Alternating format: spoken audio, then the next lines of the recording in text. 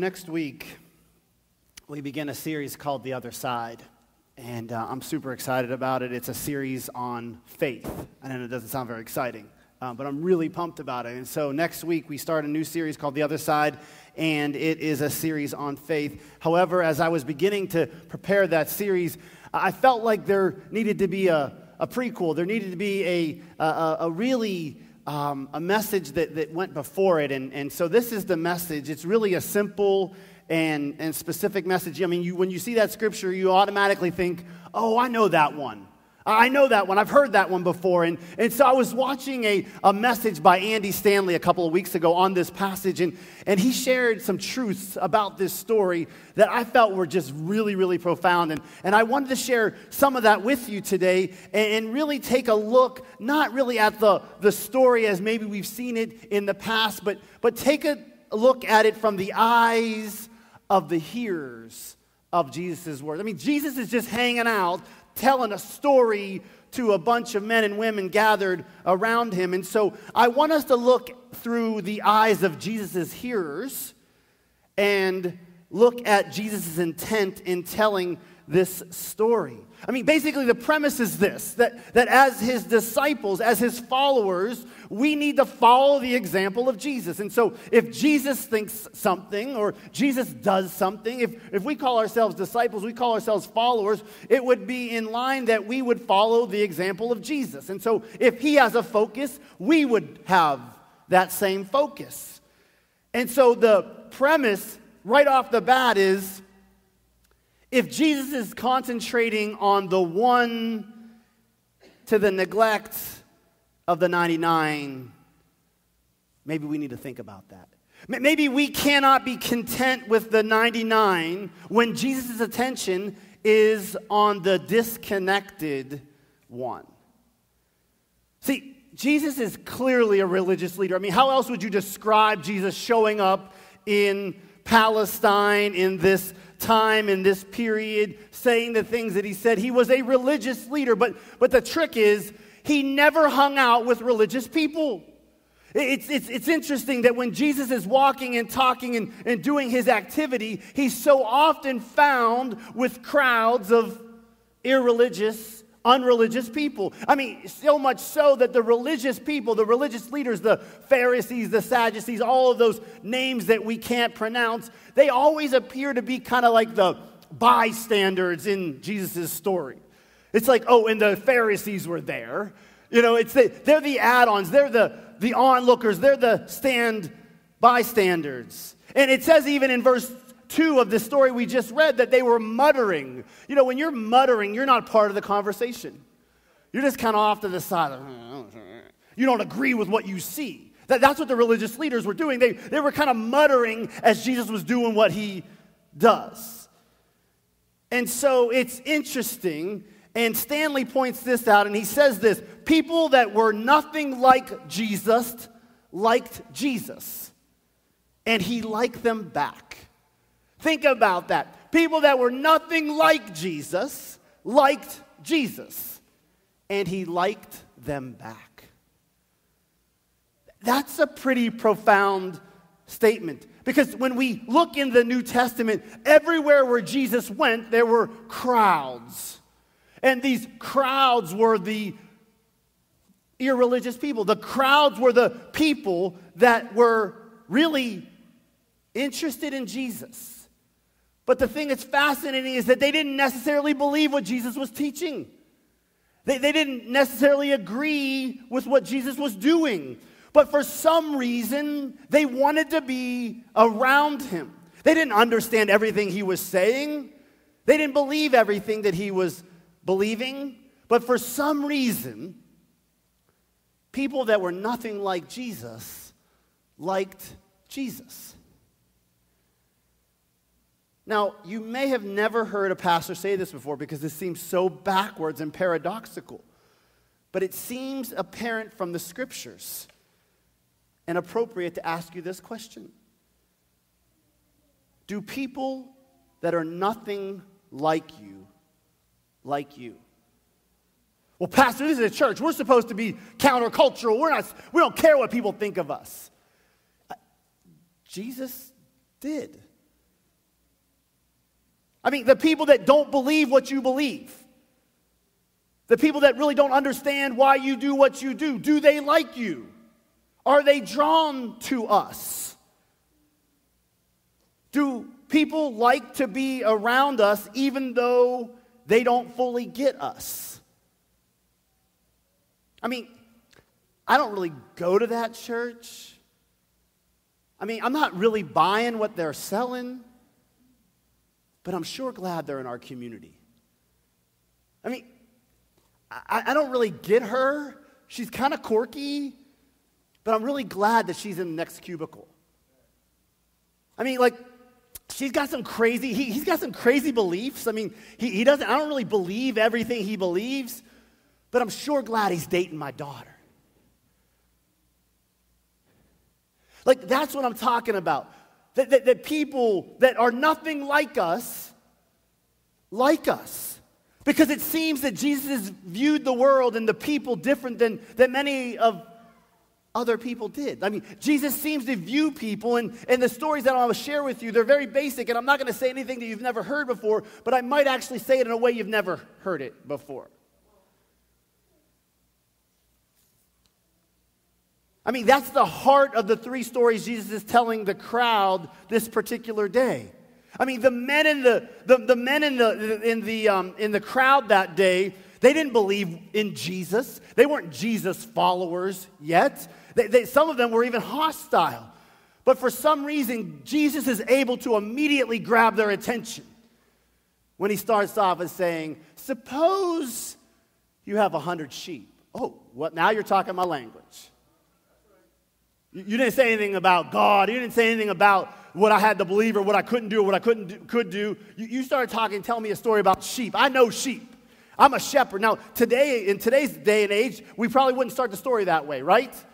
But Jesus knows, being the master teacher, he says, suppose you have 100 sheep and one wanders away. Wouldn't you leave the 99 and go for the one? And all the men, regardless Republican or Democrat, Follansbee or Wellsburg, liberal or conservative, whatever division they had between each other, urban or rural, they all begin nodding their head. That makes sense, right?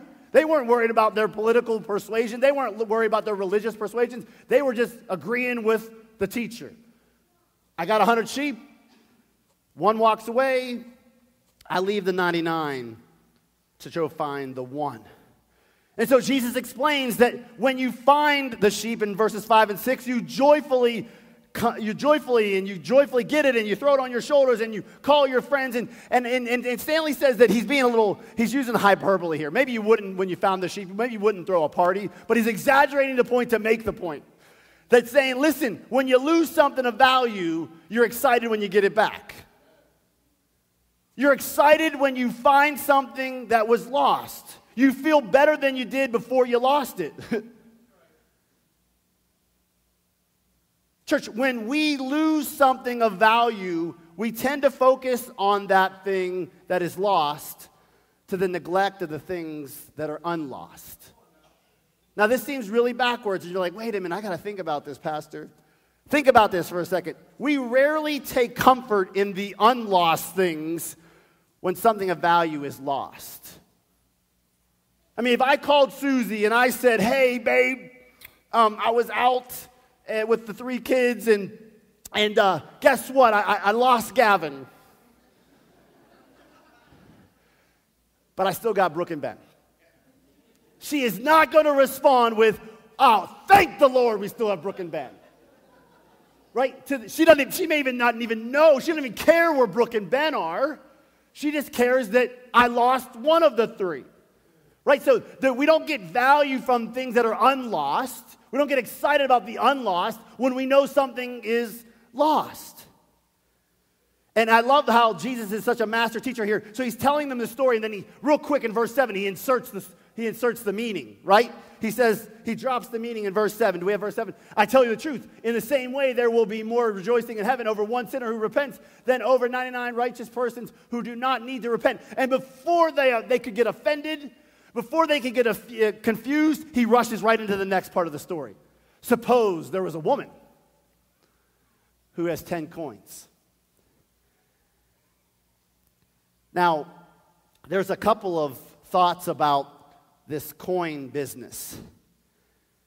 Some believe that it was a headdress that you make for your daughter, and you would just sew these 10 valuable coins into the headdress, and as the father would go and try to marry his daughter off, it was kind of like an incentive. If you get her, you get these. And so if you think about it that way, if you lose one of those, it's not like you're going to rearrange the 9 and like go out, oh, send her out. No, you lost it. It's valuable, right? Your future depends on this. And so she has to look desperately until she finds it. Jesus is establishing, regardless of what the true meaning and the parable meaning is, Jesus is establishing that those coins were valuable, and when one is lost, the woman would not leave the house until the lost one is found, regardless of the time or effort it would take. It wasn't an option to just go out with 9. And so in verse 9, we see the exaggeration again, and Jesus is saying, well, you get so excited, she calls her neighbors, and they throw a party because what was lost is now found. I want to do a little exercise here. Jim, where are your car keys at? Now, before I asked you where your car keys were you thinking about your car keys? You didn't have any emotion about your car keys. You were just paying attention to what I was saying, right? Now, if some of you were like, wait a minute, where's my car key? And if one of you would go into your purse or into your wallet or into your pocket and you would not know where your car keys would be, you would immediately have emotion, would you not? See, Jim didn't have any emotion about his car keys. Nobody was thinking about their car keys. Was anybody thinking about their car keys before I asked Jim for his car keys? No, we didn't have any, because it wasn't. Whose son is that? You weren't thinking about your car keys because they weren't lost. They were unlost. And guess what? When you would lose your car keys, then you would have a true emotion about it, right? Some of you, the men are like, do I have them? The women are like jingling their first. But here's the thing. When you lose something and then you find it, your emotions don't automatically just go back to right before I asked you about the car keys. Jim had no emotion. If he couldn't find his car keys and then he found them, he would not have automatically go back to no emotion. What would he be? He'd be excited. He found his car keys. And so there is the point, is that when things that are not lost, we have no emotion about them. We probably should appreciate them. We should probably be grateful for them. But the reality is, and the honest thought is that we don't normally have emotion about things that are not lost. But when they're lost and we find them, I think the point that Jesus is trying to make here is that when you find something that's lost, you have great joy over it.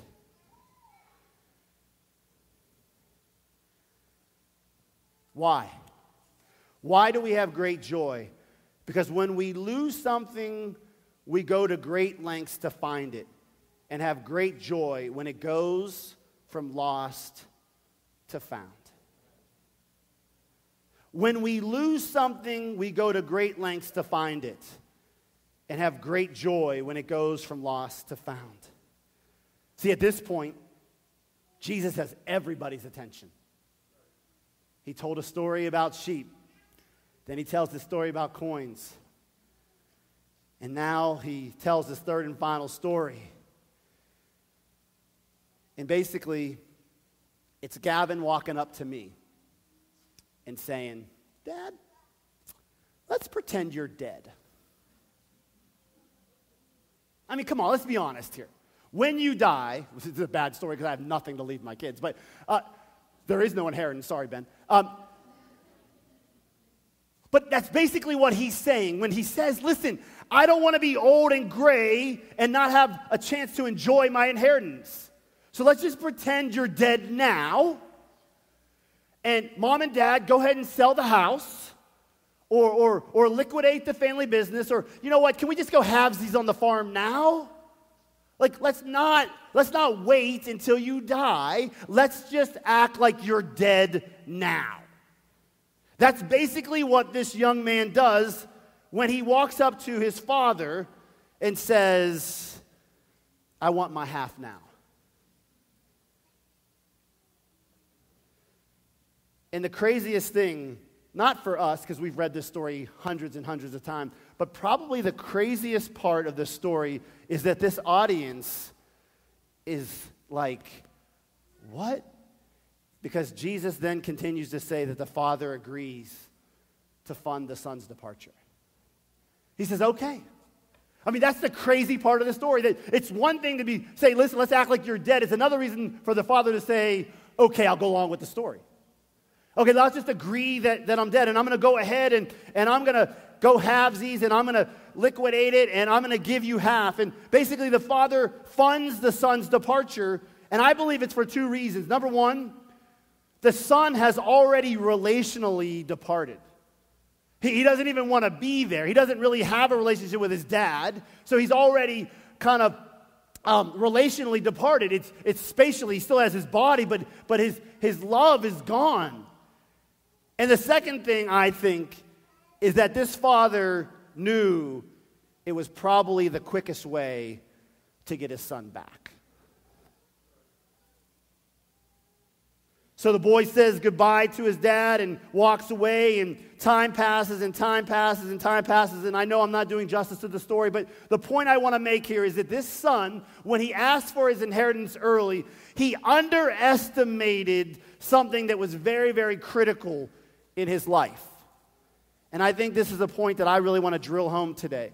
The thing that this son in this story that Jesus is telling underestimated was he underestimated the value of being connected. He underestimated the value of being in relationship, in connection. And so as he goes through his journey and he goes and spends all of the wealth and he finds himself in the pig pen, what he's really missing is the connection of his family. And so he figures out that he's lost. He figures out that he's missing home. He figures out that he's disconnected from the things that matter to him most. And he begins to wonder if those back home are missing him. I miss them.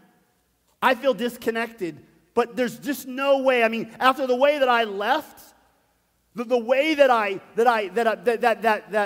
the wealth that it took my dad and my granddad to accumulate, I mean, this isn't just one generation. It's probably multiple generations of wealth that have been passed down from family to family. And this brother just took it and has nothing to show for it.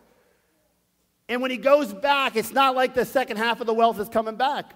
This family now only has half of what they had. And he's saying, there's no way my family misses me.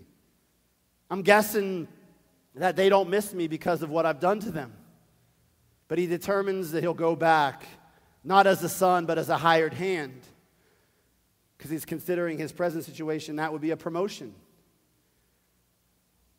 And again, think about Jesus' audience. They start thinking, man, maybe I'm disconnected. Maybe you're here today and you feel the same way with God. You feel disconnected.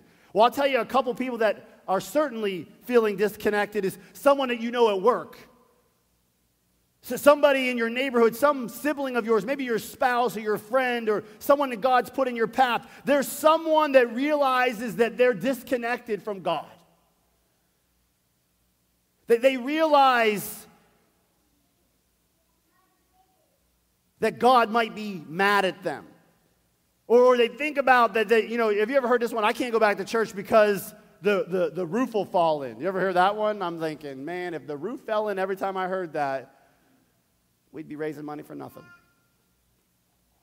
I mean, I'm wondering if God misses me. I wonder if God's just mad at me. I mean, I certainly wouldn't measure up to the ridiculous expectations they have at that church, or there's probably so many rules at that church, I could never go there. I'm not like those people. I'm not sure I want to be like those people. Now, I've met a few people that seem like the real deal. And maybe that's you. Maybe there's somebody in your life is not sure if God's mad at them or not, but sees in you something that they like. So like the son, they are desirous to reconnect. And so in the story, the son decides to go to his father, and he prepares this speech, and he says, I have sinned against heaven and against you. I mean, it's interesting, in verse 20, we see that he says that he's going to have this speech, but technically he never actually, in the end of the story, never actually gives the speech, right? Luke gives us the speech before it's actually spoken. He says he's going to say this when he gets back, but in the end, he never really gets a chance to say, I sinned against heaven and against you. And if you're sleeping, you want to wake up, because this is where the message really lands, at least for me. I feel like the entire story hangs on one word. We know the story to this point, right? The son says, listen, I wish you were dead. The dad says, okay, let's act like I'm dead. He gives him half. He goes out. He wastes it all. He has this come to Jesus moment, and he's going to come back, and he's on his way back. And it says in verse 20, while he was still a long way off, the father saw him, which I think is pretty awesome. God's looking for the people that are disconnected. So while he was a long way off, the father saw him and was filled with blank. The answer to this is the most important part of this entire story. Because what do we fill in the blank with the people that are far from God? We just get annoyed by them. Why can't you get your act together? We get annoyed, or we get arrogant. We get entitled, like, well, I wish you were more like me. Or how do we fill in the blank? I mean, what are we filling in the blank when we see and meet and interact with people that are disconnected from the Father? Do we see them as a burden? Do we resent them? Are we annoyed by them? Well, guess what? Jesus is telling a story, and he's going to declare to all of us what he thinks about people that are far from God. And he gives himself as the character in this main story. And the Father has an opportunity to declare, Jesus has an opportunity to declare what he thinks about all the people that are far from God. And he says, and was filled with compassion. Is that how we would answer it? Those people that are far from God, those people that don't act like us, they don't talk like us, they don't think like us, they don't spend money like us. Jesus says, even when he was a long way off, the Father saw him and was filled with compassion. I mean, the crowd is totally floored at this point. Jesus, how is that possible? Jesus, you must have forgotten the beginning of your story. This brother took all the money and wasted it. There's no father that's going to feel compassion for a son who has done this to him and his family. But Jesus ups the ante. And he says, oh no, it's not just compassion. The father runs, throws his arm around his son. He kisses him. He gets the robe. He gets the rings. He gets the sandals. He kills the fattened calf, and he throws a feast. At this point in the message that I watched, Stanley pulls out what I thought was a pretty profound thought. He said, doesn't it beg the question, church, why did this father not have all of these actions? Why didn't he run after his son when his son was walking initially away? I mean, it's the same two people. It's the same distance. It's the same situation, but not really, right? Because here's the difference. The father desired a relationship, not a squatter, right? I mean, what he had in a son before he left was simply someone who was squatting. Someone who just was eating the food and doing the duty and walking through the motions. But this time, the son, the disconnected one, is coming back and desiring connection. He desires connection. He desires to be in relationship. When the father saw the disconnected desiring to reconnect, he ran to encourage the connection. This father was willing to do anything short of sin to make that connection happen and firm and never broken again. And so, church, I think that Jesus is establishing in this story what he and how he sees people. How he sees your neighbor, how he sees the people in the community, how he sees you, how he sees your friends, how he sees everyone. He doesn't see them as clean or dirty, respected or disrespected, acceptable and unacceptable. No, Jesus sees them as he describes in verse 24. Let's look at verse 24 together. For this son of mine was dead and is alive again. He was lost and is found. The adjectives that Jesus uses are not clean or dirty, respected or disrespected, accepted or unaccepted. He uses the terms dead and alive.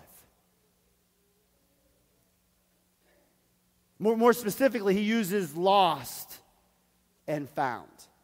And what Jesus is saying is that this person, this son, was lost to his father. And now he's found to his father. This is how God sees everyone. He sees them as either lost or found.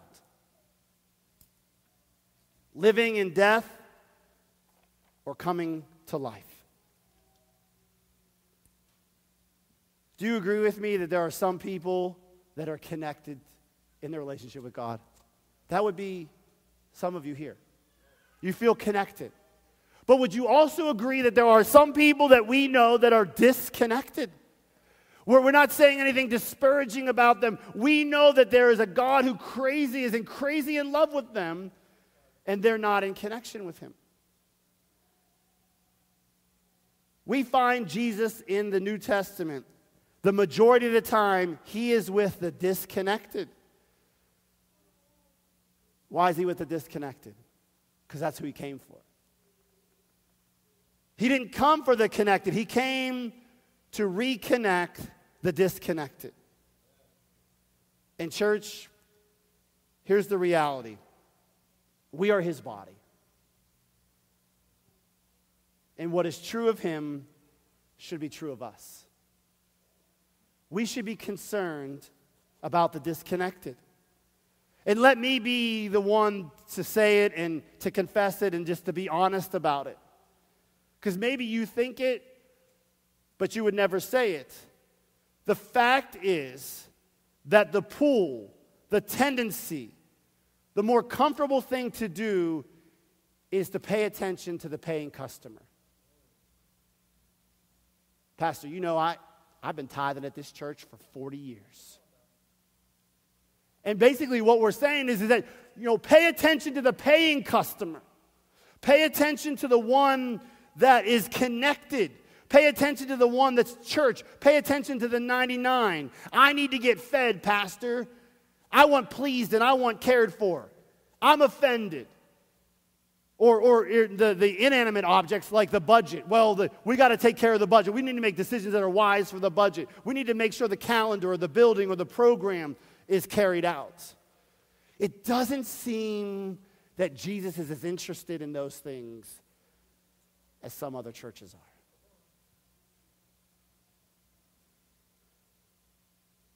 Church, I have a deep desire for Brook Hills Free Methodist Church to be a gathering of disciples, a gathering of the connected who worship God, embrace his word, and desire to go forth and help to reconnect the disconnected. Let me say that again. I have a deep desire to be a church that worships God, embraces his word, and has a deep desire to go forth and help reconnect the disconnected.